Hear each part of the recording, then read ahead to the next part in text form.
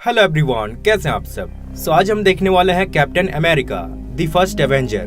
Movie की शुरुआत में हम देखते हैं एक रिसर्च टीम को आर्कटिक में एक बहुत बड़ा एयरक्राफ्ट बर्फ में जमा हुआ मिलता है। उस एयरक्राफ्ट के अंदर उन्हें कैप्टन अमेरिका की शील्ड मिलती है। अब यहाँ से कहानी 1942 यानी पास्ट में शिफ्ट होती है, जहाँ जोहन श्मिट या फिर रेड स्कल अपनी टीम के साथ आकर टेसरेक्ट को ढूंढ लेता है। टेसरेक्ट एक बहुत ही पावरफुल इन्फिनिटी स्टोन है। फिर न्यूयॉर्क में हमें स्टीव रॉजर्स को दिखाया जाता है, जो आगे जाकर कैप्टन अमेरिका बनने वाला है। एक्चुअली वो सेना में भर्ती होने के लिए कई बार ट्राई कर चुका था, लेकिन उसके शरीर में कई सारे बीमारियां होने के कारण उसको हर बार रिजेक्ट कर दिया जाता था। फिर वो अपने बेस्ट फ्रेंड बकी के साथ शाम को एक एग्जीबिशन में जाता है, जहाँ उसको बिल्कुल भी इंटरेस्ट नहीं था। उसके दिमाग में बस यही चल रहा था कि कैसे वो बस सेना में भर्ती हो जाए। पर बकी उसे समझाता है कि ये कोई बच्चों का खेल नहीं है, दुनिया में और भी कई काम है जिसको तुम कर सकते हो।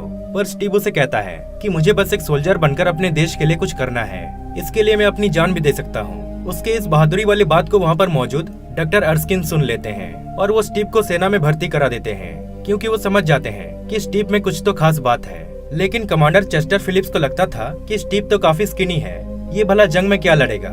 इसलिए वो उसका टेस्ट लेने के लिए उस पर एक बॉम्ब फेंक देते हैं, जिसको देखकर बाकी सब वहाँ से भाग जाते हैं। पर स्टीव सबकी जान बचाने के लिए खुद उस बॉम्ब पर कूद जाता है। फिर क्या, चेस्टर फिलिप्स फाइनली उसकी बहादुरी को मान जाते हैं। वही रेड स्कल डॉक्टर अर्निम जोला के साथ मिलकर एक मशीन के जरिए टेसरेक्ट की एनर्जी को यूज करके बहुत सारे पावरफुल वेपन्स को तैयार कर लेते हैं, जो एक झटके में किसी को भी मिटा सकता था। दूसरी ओर स्टीव को सुपर सोल्जर बनाने के लिए सिलेक्ट किया जाता है।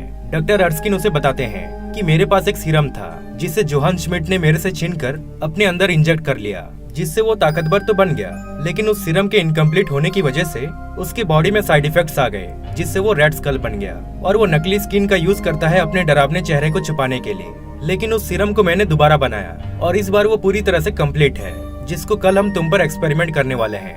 फिर अगले दिन स्टीव पैगी कार्टर के साथ ब्रुकलिन सिटी में पहुंचता है, जहां उस पर एक्सपेरिमेंट होने वाला था, और जिस मशीन में उसको एक्सपेरिमेंट करने वाले थे उसको हावर्ड स्टार्क यानी आयरन मैन के डैड ने बनाया था। अब एक्सपेरिमेंट को स्टार्ट किया जाता है, पर बीच में स्टीव चिल्लाने लगता है, जिससे पैगी कार्टर कहती है कि मशीन को बंद कर दो।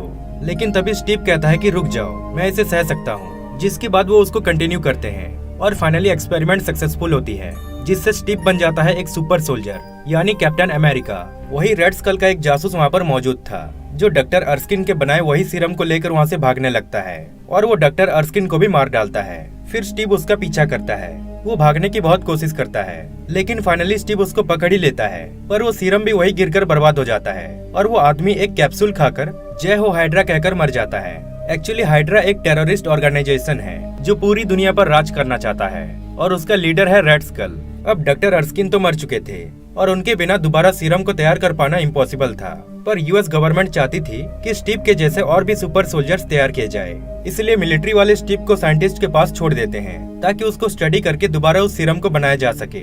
और जब तक वो सीरम नहीं बन जाता, तब तक स्टीव को एक शो में काम सौंप दिया जाता है, पर उस काम में उसको बिल्कुल भी इंटरेस्ट नहीं था। उसे तो असली जंग लड़ना था। एक दिन उसे पता चलता है कि उसका बेस्ट फ्रेंड बकी एक सोल्जर्स टीम के साथ मिलकर हाइड्रा के खिलाफ लड़ने गए थे, लेकिन रेड स्कल ने उन सबको अपने कब्जे में कर लिया। अब स्टीव अकेले ही उनके अड्डे में जाकर बकी और उसकी पूरी टीम को छुड़ा लेता है। वही रेड स्कल और डॉक्टर अर्निम जोला वहाँ से भाग जाते हैं। अब स्टीव सबको वापस ले आता है। उसकी बहादुरी को देखकर उसको कैप्टन बना दिया जाता है। फिर वो हावर्ड स्टार्क से एक नई शील्ड और एक यूनिफॉर्म लेकर अपनी एक टीम बनाता है और उनके साथ मिलकर हाइड्रा के कई अड्डों को तबाह कर देता है। फिर उन्हें पता चलता है कि डॉक्टर अर्निम जोला एक ट्रेन में कहीं जा रहा होता है। फिर स्टीव और उसकी टीम उस ट्रेन में पहुंच जाते हैं और बहुत सारे एनिमीज से फाइट करने के बाद फाइनली वो अर्निम जोला को पकड़ तो लेते हैं, लेकिन स्टीव का बेस्ट फ्रेंड बकी ट्रेन से नीचे गिर जाता है। अब अर्निम जोला को पूछताछ करने पर पता चलता है कि रेड स्कल कई देशों में बॉम्ब्स गिराने वाला है। वही हम देखते हैं रेड स्कल अपनी पूरी फौज रेडी कर लिया था। फिर स्टीव अकेले ही रेड स्कल के हेडक्वार्टर्स में पहुंच जाता है और कई सारे एनिमीज से फाइट करता है, पर फाइनली उसको पकड़ के रेड स्कल के पास ले जाते हैं। लेकिन रेड स्कल उसको मारने ही वाला होता है कि स्टीव की पूरी टीम वहाँ पहुँच जाती है। अब स्टीव रेड स्कल का पीछा करता है। फिर हम देखते हैं रेड स्कल अपना एयरक्राफ्ट में बहुत सारे बॉम्ब्स और टेसरेक्ट को लेकर वहाँ से भागने लगता है, पर स्टीव भी किसी तरह उसके एयरक्राफ्ट में चढ़ जाता है। अब यहाँ पर इन दोनों में फाइट होती है। दोनों ही एक दूसरे पर भारी पड़ रहे होते हैं, पर एक टाइम ऐसा आता है कि स्टीव अपना शील्ड फेंक देता है रेड स्कल पर, जिससे वो टेसरेक्ट की मशीन में जा गिरता है और वो मशीन खराब हो जाती है। फिर रेड स्कल टेसरेक्ट को उठाता है और उसमें इतनी पावर होती है कि वो रेड स्कल को किसी दूसरे प्लैनेट में टेलीपोर्ट कर देती है और टेसरेक्ट भी एयरक्राफ्ट से नीचे गिर जाती है। अब स्टीव के पास बिल्कुल भी टाइम नहीं था, क्योंकि उस एयरक्राफ्ट में बहुत सारे बॉम्ब्स थे और उसको किसी सिटी में लैंड कराना काफी रिस्की था। इसलिए वो उसको लेकर आर्कटिक में क्रैश करा देता है। गवर्नमेंट उसे ढूंढने की बहुत कोशिश करती है, लेकिन उन्हें बस वो टेसरेक्ट मिलता है, पर स्टीव का अता पता नहीं रहता। अब लगभग 70 साल के बाद एक रिसर्च टीम को स्टीव की शील्ड मिलती है और ये वही मूवी का स्टार्टिंग वाला सीन था। वहाँ पर उन्हें स्टीव की बॉडी भी मिलती है जो बर्फ में जमा हुआ था, लेकिन अजीब बात ये थी कि वो अभी तक जिंदा था। सुपर सोल्जर सीरम की वजह से उसकी बॉडी ना तो सड़ी थी, ना तो उसकी उम्र बढ़ी थी। फिर हॉस्पिटल में जैसे ही उसको होश आता है, वो काफी घबरा जाता है और बाहर आकर देखता है तो सब कुछ बदल चुका था। फिर वहाँ शील्ड के डायरेक्टर निक फ्यूरी आते हैं और स्टीव को कहते हैं कि तुम करीब 70 साल से होश में नहीं थे। फिर पोस्ट क्रेडिट सीन में हम देखते हैं कि निक फ्यूरी स्टीव को कहते हैं कि दुनिया खतरे में है और हमें तुम्हारी जरूरत है। फिर हमें दी एवेंजर्स मूवी की एक छोटी सी झलक दिखाई जाती है और इसी तरह ये मूवी यहीं पर एंड हो जाती है।